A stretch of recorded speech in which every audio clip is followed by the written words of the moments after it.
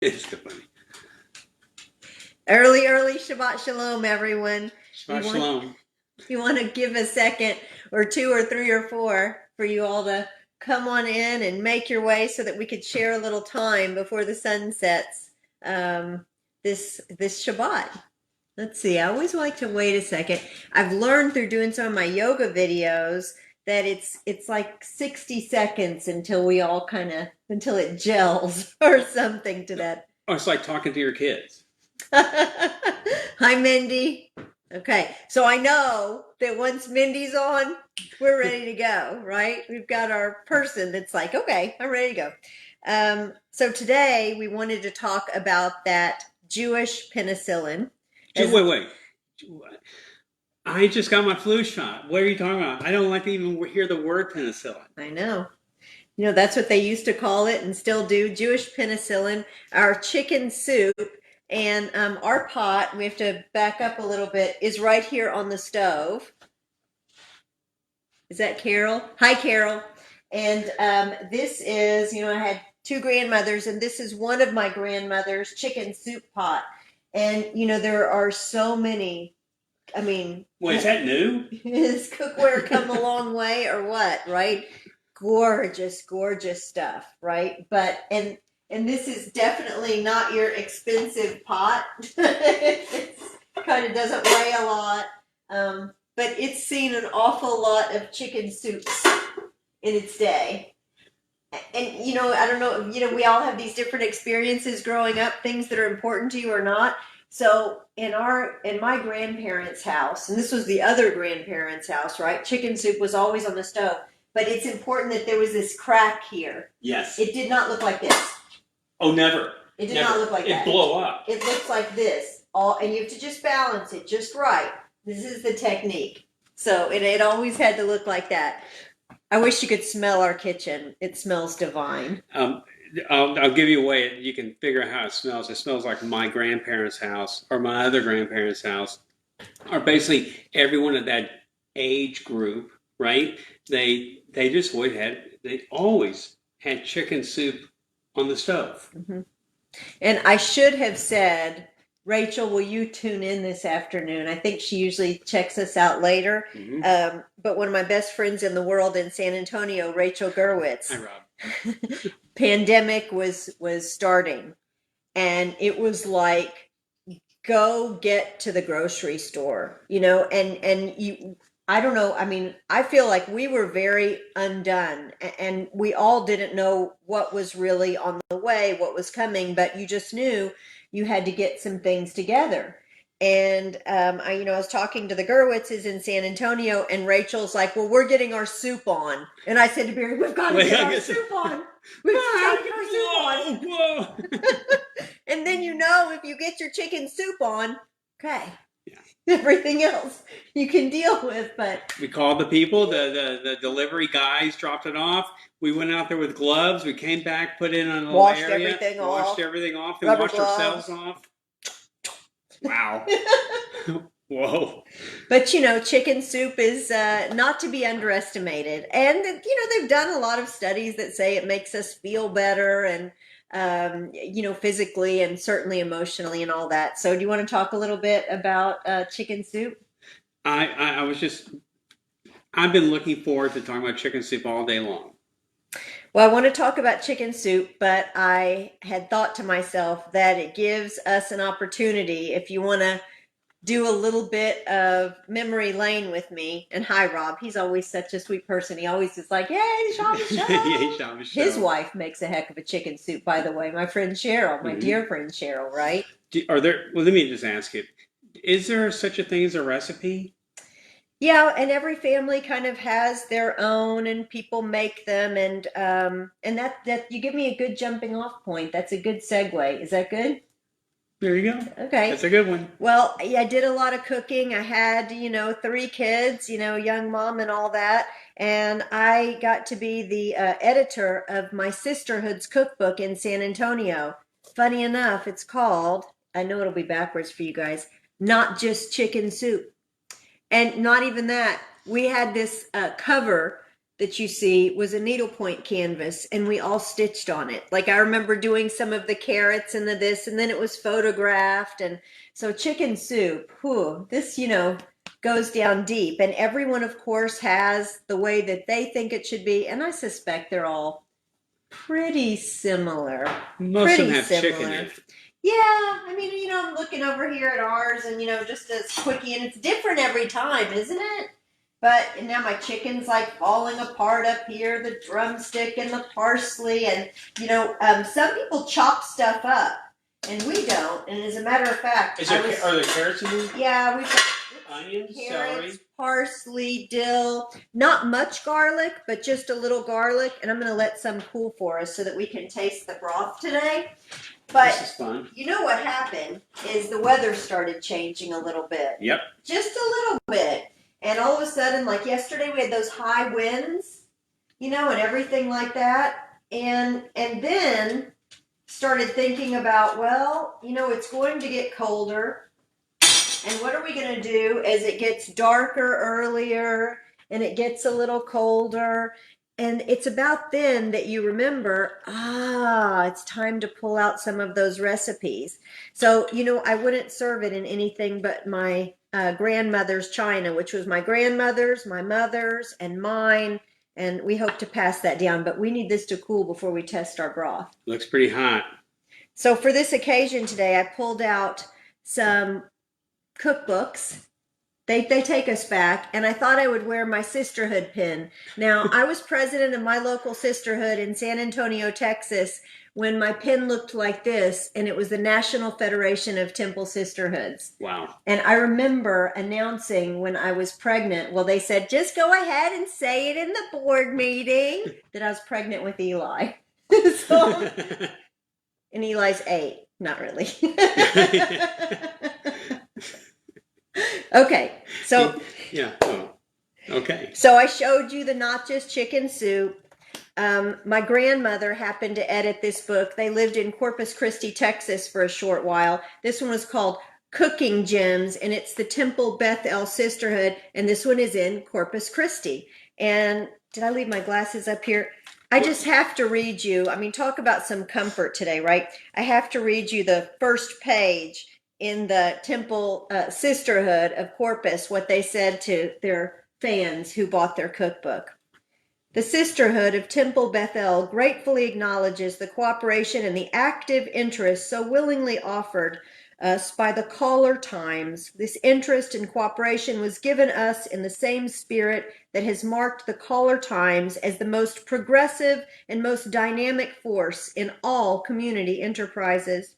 To Mr. Conway Craig, we extend our sincere thanks and appreciation for his excellent advice and constant guidance. We owe a debt of gratitude to our sponsors listed on the back of the book, who made this publication of our book possible. The proceeds of this project will furnish our new temple kitchen, which in turn will further the social life of our Jewish community and community at large. With sincere thanks, the Temple Bethel Sisterhood. I mean, is it just the greatest? That's impressive. Is it just the greatest? Here's another one. I got this one right when I got married from one of my other grandmother. And it so happens this is the Sisterhood cookbook from Shereth, Israel. And so I can see this is given to Deborah, because my family calls me Deborah, in 1983.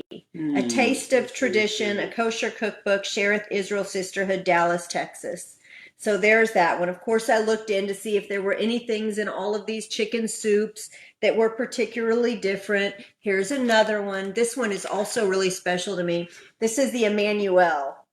And this is special because Emmanuel, Dallas, and San Antonio put out what were really progressive cookbooks in the very same year. And we really kind of riffed off each other and figured things out. And this one is also phenomenal. I still use this one from generation to generation. And then I was looking around, and of course I went to like recipe boxes. And I tell you, I have like, well, yeah, a couple of them. And these are those 10 recipe boxes with the little cards. And you just write on any, remember you didn't just throw away every piece of paper. They'd say something like, use up every little bit of the paper, and things were written on scraps. So I wanted to show you something, Barry, or a couple of things that are really sweet here. Oh, excuse me, Debbie. Yes. These are some of the do's. Do you follow a heart safe diet? Do you adore chocolate? Do you cook lots of fish? Do you need 30-minute dinners? Entertain casually? This book's for you. So, you don't want to waste paper.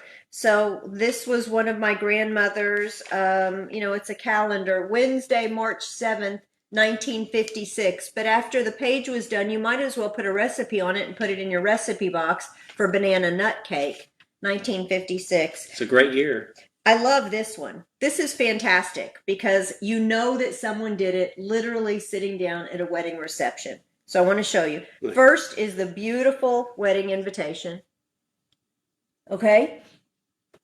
Mr. and Mrs. Samuel H. Radin request the honor of your presence at the marriage of their daughter, Beth Louise, to Dr. Charles Sidney Brummer on Sunday, the 7th of April, 1968, at half after 6 o'clock, Temple Emmanuel, and afterwards at the reception. But you were there, and someone said, you've just got to have this restaurant. And oh, excuse me, what's that name right there? It looks like Lil Zapruder. Yep. Wow. Emerson 8. Emerson 8 is 363. Emerson 1. Yeah, so our 361. Mm-hmm. And I can't even tell you exactly. I see coconut, 12 macaroons, then the butter melted. So all over the recipe, all over the invitation on the other side, it looks like this. So basically, someone, a grandmother, right, said, darling, you have to follow this recipe. Okay, it's a wedding. It'll wait. I'll just write this up. So it's in my recipe box with this one that I just love on this beautiful paper, brandied cherries. When is the last time you've had brandied cherries? And then this one, this is just beautiful golden. This is Parade Magazine, May 17th, 1964, golden braided bread. Okay. Excuse me one second. I knew you'd like that. Here's a little silhouette that's taking place over at it's Watch the soup. It's a little silhouette of a new dress to make from Fairlane Fashions. How lovely. It's a nice pattern. How many of you remember my friend Zella Sobel? Oh, excuse me, my friend. Your friend, my friend. We have a lot of connections before we even ever met each other on our blind date. Anyway, so Zella Sobel. I was always taller than her. Okay. I hope the person that we're going to talk about, because if you're not paying attention and you're not on here, we talk about you. Did you know that's a rule? Okay. So this is Zella talking about her whole life, and she was a caterer, if you don't know, and definitely a chef, and did everything from brisses to, unfortunately funerals, bar and bat mitzvahs, all of it. A few years ago, I was honored to speak at Shereth Israel at a luncheon to support the Torah Fund. This was only one of the many times that I was asked to speak to a gathering. I have never advertised, nor am I listed in the phone book under my name. Probably under her husband's name, right? I have been busy for about 50 years and have done functions for 4 generations. Once I was asked how many affairs I had catered. I was overwhelmed at the number. A good friend of mine, Steve Waldman, just celebrated his 50th birthday, and 50 years ago I helped prepare for his bris. That is wild. Is that wild? I thought you'd love that. That's and you so didn't funny. even see that I highlighted it today. No, I see put it. my stuff over here. She took care of my my bar mitzvah. There you go. I still have some of the cookies from it. And rumor has it that Steve Waldman is going to be a guest shortly here on the Shabbos show. Yes, shortly. Another reason why I thought that would be really fun to bring up. That's pretty fun. So here's all of these wonderful recipes, and they all make you feel like chicken soup. Hi, Lolly. Lolly, did you see some of this old stuff? You remember those days. And so as it gets dark earlier, and as we all begin looking for other things to do indoors, there's no better time than the present to find some recipes, taste a taste. I brought this out because your mom made this. And so I thought, might as well put all these beautiful napkins, all the time that all of our relatives and moms and friends and family took to make meals. Well, really, it's when we say that our tables today are our altars, and they are. So get this. It was just about a few years ago that my cousin Andrea Weinstein says, I have some stuff I've been making. And so she brought it over, and one of the things is like the The table covering, tablecloth. tablecloth, and some napkins, and it's such a hoot. Never knew she made those kind of things. See, this looks so cute for you right now. Oh yes, thank you.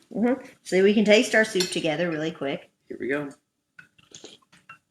It needs a little salt. But there's nothing Is it like good? it. Yeah, that's your spoon. Here's my spoon. I mean, we could have shared this spoon, but I thought with COVID and stuff, that just looks terrible. It's delicious. It's pretty great. It's pretty great. We have a little dill, a little celery, Look at me. peppercorns. I know. Look how cute you look. We have all that kind of stuff. I can make a brooch. Hanky. Hanky.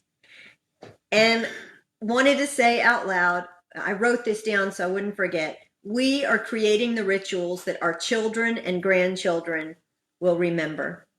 And so while we're here and we're doing all of these things and we're pulling things out, and I often think, what if I came to Judaism without all this stuff? Right. What if I came without my NFTS pin and my generations of people who had recipes? What if I came to it today? And I would think that, I would want to try out some of these recipes and some of these ideas because it would be so important to begin my rituals and traditions, even if it's just for me alone. And I think we have to do that, even if we have those generations. It's really nice for us to pick up that mantle, and perhaps some are brand new. I agree with you. Even when I was a single parent, I even taught the kids how to make basic chicken soup because it was just and I kept it on the stove often. So I think everyone has to learn how to do some of these basic things, but nothing's more important, in my opinion, than this. I did. I mean, this is just maybe a challah. Challah. Let's see. Wait, it's my job to remember the challah. But you don't usually do it till after you talk about the Torah portion. Well, you're talking about the beginning. So at the beginning of all this stuff, and this is how we always start with the chicken soup. As it turns out, guess what this week is? This week's Torah portion is Bereshit, in the beginning. We're finished with Moses. We're not finished with him because we still love him, but we're starting all over, and we have 52 to 56 weeks of Torah ahead of us. It's like dinner and a movie right now. How fun is that? Pass the popcorn. So the cool part is, okay, what happens this Torah portion, Debbie, is everyone knows this Torah portion.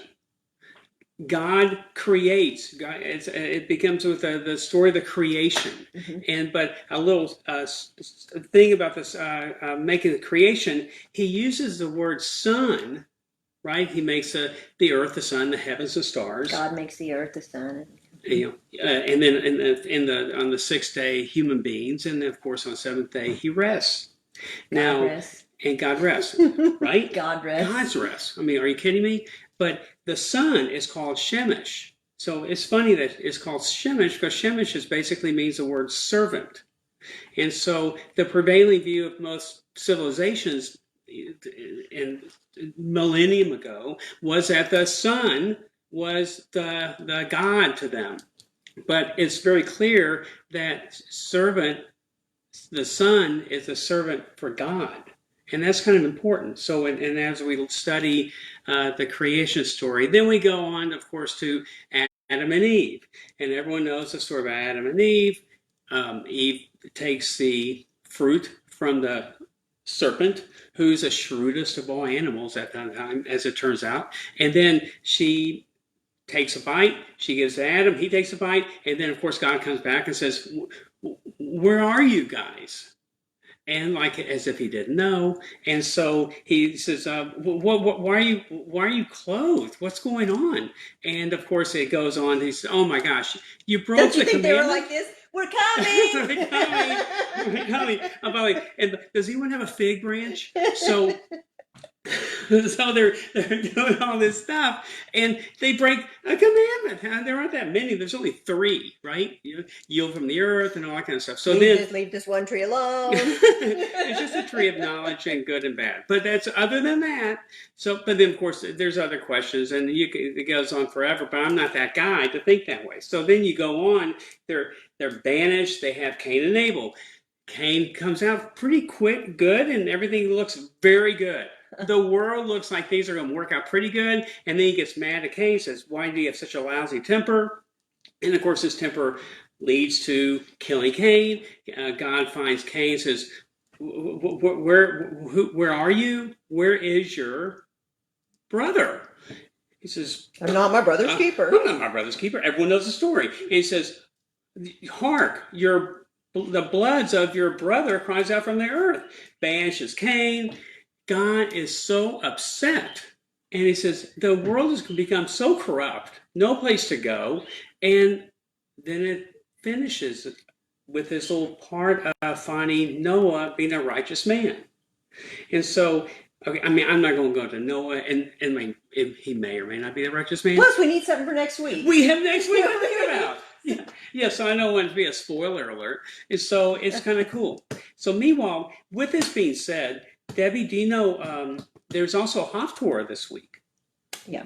Now, well, let's leave it at that. Debbie's chanting for the very first time in public. She's going to be chanting. Well, I did last year, but not the Haftorah. Not the Haftorah blessings. Now I'm starting to go. Not the Haftorah blessings before and after. So she's doing that tomorrow. I'm really excited to be next to her, and it's going to be very nice. Zoom, of course. Zoom. Mm-hmm. So that's the Torah portion. There is a challah in our feature. Yep. See, I got a little heart pittery pattern. I know. And did I say holler or challah? Don't holler and don't challah. Okay. Now it's had some time today, so that's nice. Is anything going to be tastier than our challah and our chicken soup and maybe a vegetable? It's pretty. It's coming out nice today. It's beautiful. Yeah, it really is. It's beautiful. It's been so delightful. It used to be that I was never home, to watch it rise and do this or that, and I'd be kind of in between yoga classes. And there's a couple of silver linings if you look on staying put and Zooming and doing virtual this and doing virtual that. Let me take one more bite of soup before we go. And making the most of a situation. Great. So all I can tell you is that it's a beginning, but it seems like it's an everlasting story. And I think it's so cool that you got to share all these different, and everyone at home has these same books, different stories, but it's all basically the same story, right? Mm-hmm. So thank you for sharing this. That was my pleasure. Thanks for sharing the Torah portion and the beautiful needlework of your mom and all these things when we come together, and the china and the pretty silver, and those my mom's. And some people have a lot of these relics, and some people are starting their rituals all by themselves, and they're making the decisions. What are we going to eat on? What does our table look like? What are we going to make? How much salt does it have in it? All of those things. Yeah. So it's pretty special. We all have a lot of interesting things to get to share. It's terrific. Mm-hmm. Thank you, Debbie, for sharing all this. Thank you, Barry. And thanks for the chicken soup. Welcome. It's so nice to see all y'all here. That's so Texas, isn't it? It's so nice to see all y'all here. Hi, Marilyn.